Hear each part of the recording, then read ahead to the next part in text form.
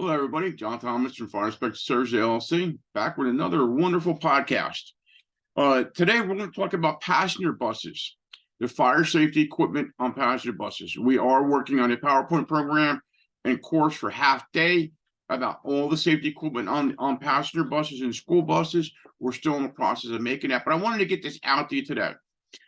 First thing I'd like to do is thank John DeCamp from DeCamp Bus, Montclair, New Jersey, for allowing us to use his buses, take pictures of them, and for his staff to assist in us on showing us some of the fire safety equipment that's on these buses.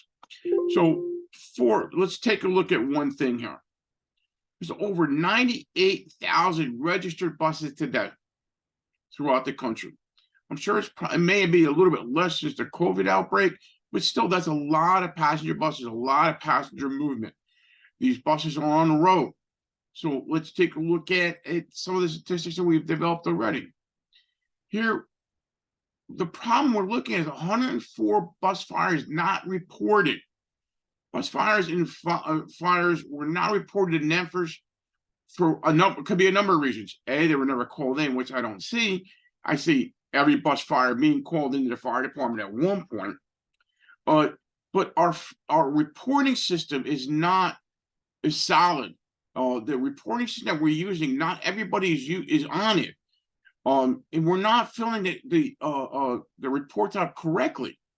If you watch the podcast that we did preparing for court, it's crucial that these reports are done correctly.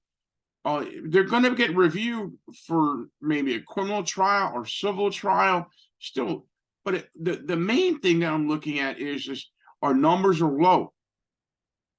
And when our numbers are low, we can't get the funding that we need to help the fire service continue. Because like everything else, everything's going up in prices, and so isn't the price on equipment and everything else that we need to do to help us save others.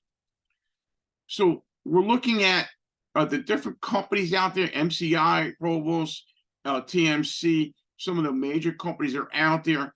19,000 buses on the road. School buses, 182,000 buses on the road.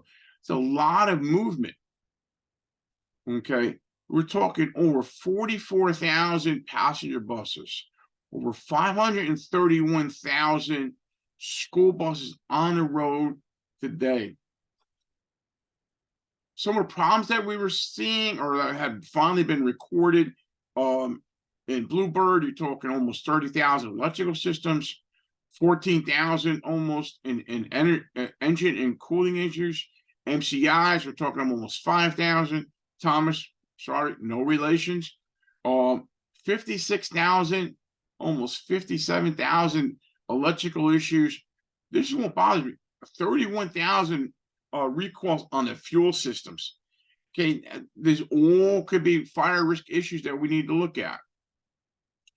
Some of the ones that have been recorded, 1,400 school buses on equipment failures, heat issues. There could be almost anything. We don't know because we don't break the statistics down far enough.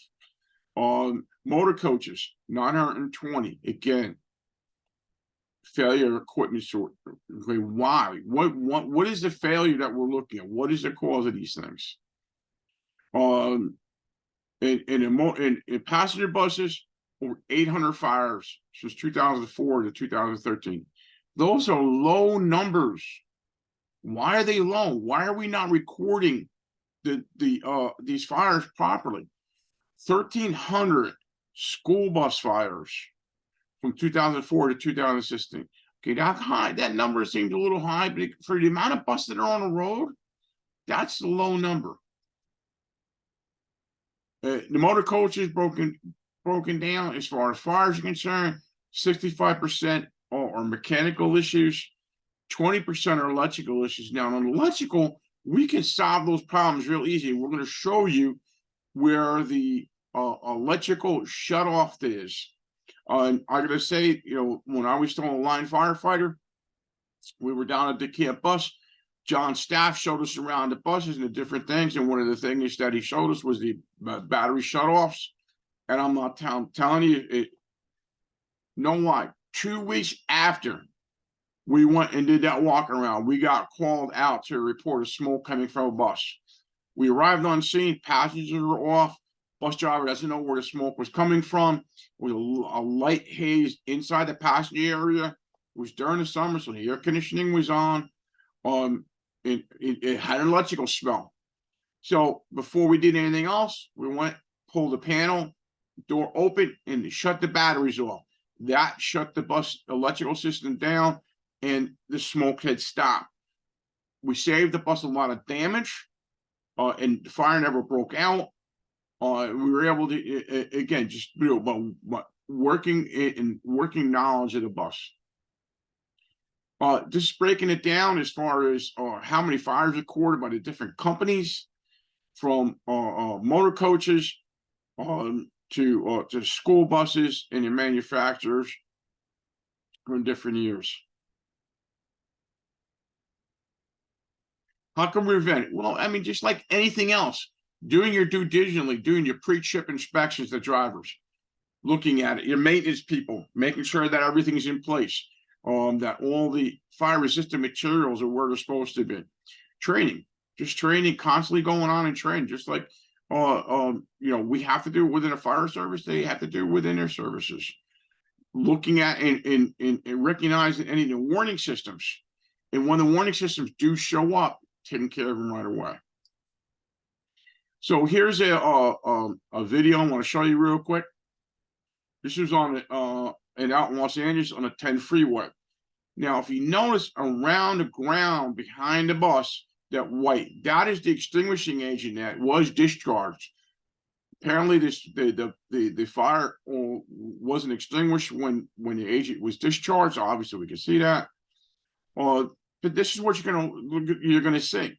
So this is not a single engine response. This has to be a first alarm response, or whatever your jurisdiction requires in a first alarm response. A minimum of 2 engines and a ladder company to get in there. Now you can see that in LA, they're trying to figure out how to get onto that roadway to get to that bus. And you'll see coming down the video a little bit more that the engine company actually goes down the wrong way on the exit ramp to get to this bus fire, which is dangerous in itself. Once they get on the scene, they protect their crews. I'm not going to go into a lot of strategy and tactics. This is something that you guys are going to have to train on. I know a lot of departments that have highways that train on protecting their crews by using the engines to block themselves, those stack engines and everything else. This is not a strategy tactics course. This is our podcast. This is something just to get you knowledge of some of the fire safety equipment that are on these buses.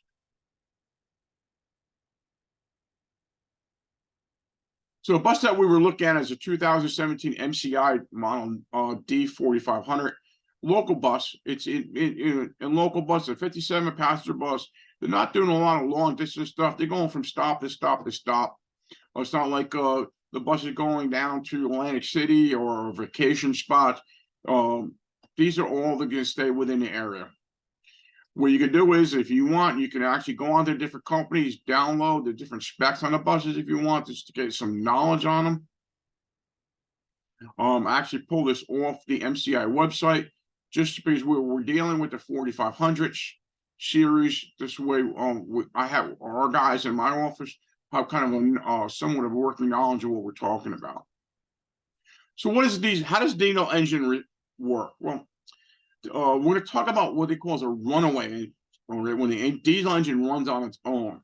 To understand a runaway, you must first understand how a diesel engine operates and how often it differs from gasoline engines. In gasoline engines, the fuel and air mixtures within the cylinder is ignited by a spark plug. In a diesel engine, however, combustion occurs in a completely different manner. A diesel engine draws a clean air through the intake into the combustion chamber. In the chamber, the air and fuel mixture is compressed so much that it creates extreme heat and ignites. A governor regulates the fuel fed into the combustion chamber and directly controls the speed of the engine. The more fuel that the governor allows in, the faster the engine will go. The only way to shut down a diesel engine is by removing the fuel supply and cutting off the air supply. So let's talk about a runaway. We now talking to a friend of mine that's a diesel mechanic. You don't see runaway engines that much anymore, but it's a unique thing. So it's kind of like take a look at what they are.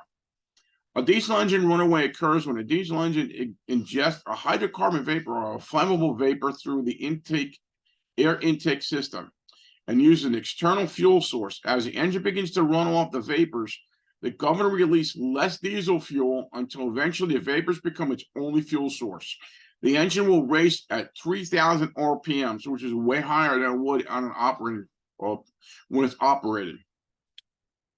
If not stopped immediately, it can cause the engine to overspeed, the valves bounce, and flames come through the manifold. These flames can ignite the flammable vapors presented and cause a catastrophic accident and injuries.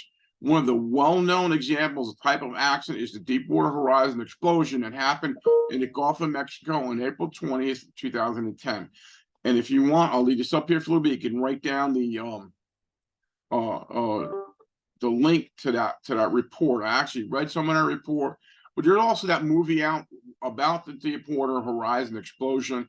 I'm sure some Hollywood was put into it, but it gives you an idea of what happens when an engine runs away.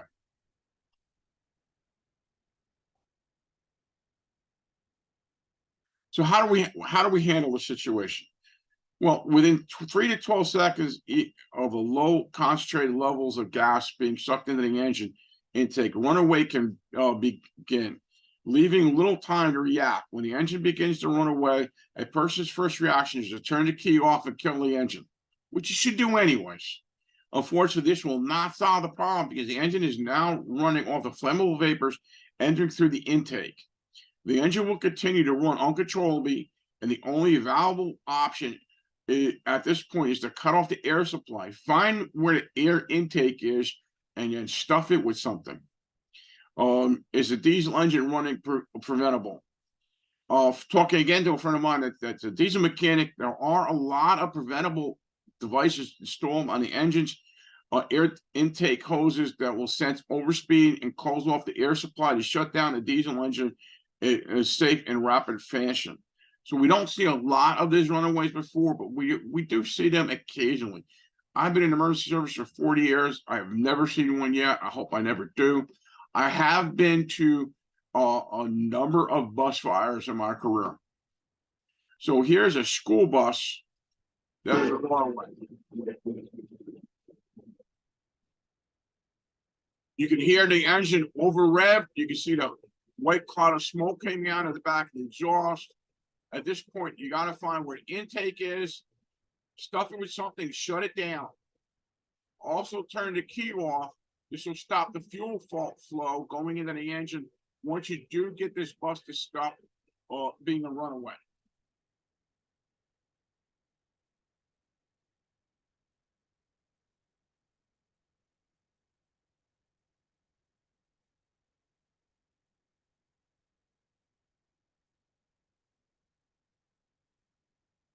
Okay, so we identified one problem with diesel engines in general.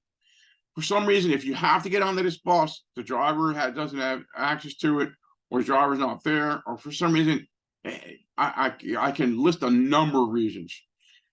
On the passenger bus, there's a compartment door. You open that compartment door, and where the mechanic is nicely pointing to, there's the level. You pull that lever, and that lever will open the passenger doors on the other side of the bus.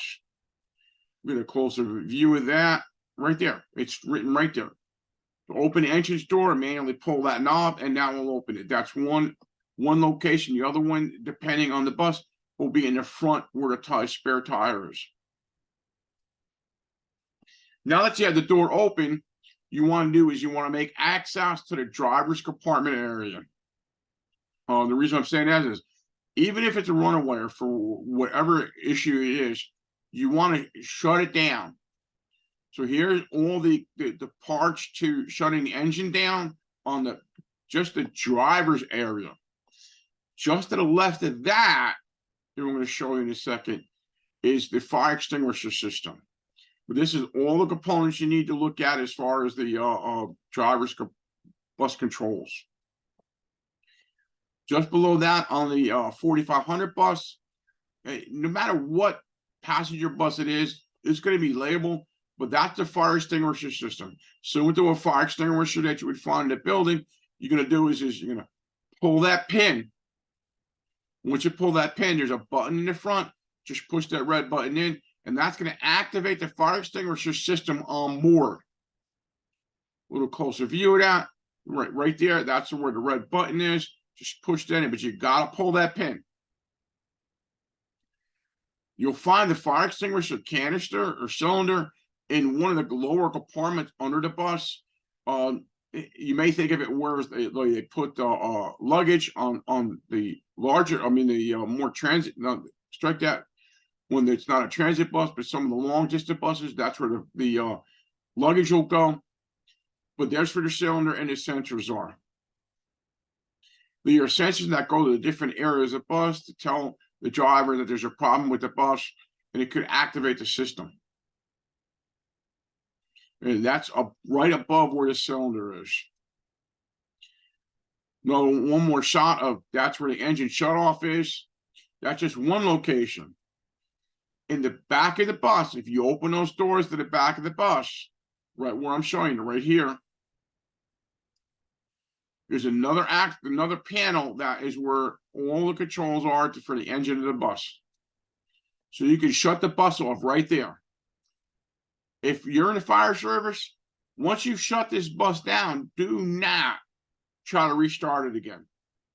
I don't care what the driver says. Once it's done, he's got to contact the company. That's the company who's going to restart it. Just like if it's any other emergency system that we deal with in the fire service, we don't reactivate it again. Shut it down, leave it down, and let the company handle it at this point. Now, as far as electrical system, on the buses, they're labeled. So there's going to be an access panel for the battery disconnect. So if you have an electrical issue on the bus, like we had when we responded, look for that battery access panel, open that panel door up, and there's the shutoff. That's going to shut off the electrical system to that bus. Now, I showed you that, but if you notice, there's a door handle here. For a quick access, go right to that panel. If you want to open that up later on, that's up to you, but there's really no reason. Once you've got to that panel, shut that system off. But that's what the whole cabinet looks like. Like I said before, we're going to be developing a full half-day course on some of the safety equipment on passenger buses. We're in the process of doing that now. We'll get it out as soon as we can. If you have any questions, comments, concerns, please go on our website, fireinspectorservicesllc.com.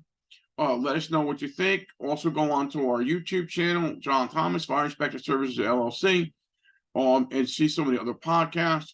You can also, contact John at Decamp Bus, or if you want to use the bus line, that's where they're here in Montclair, New Jersey. Again, I want to thank John for a great job of helping us out and always being there for the fire service. Guys, stay safe out there, and we'll see you later at the next podcast.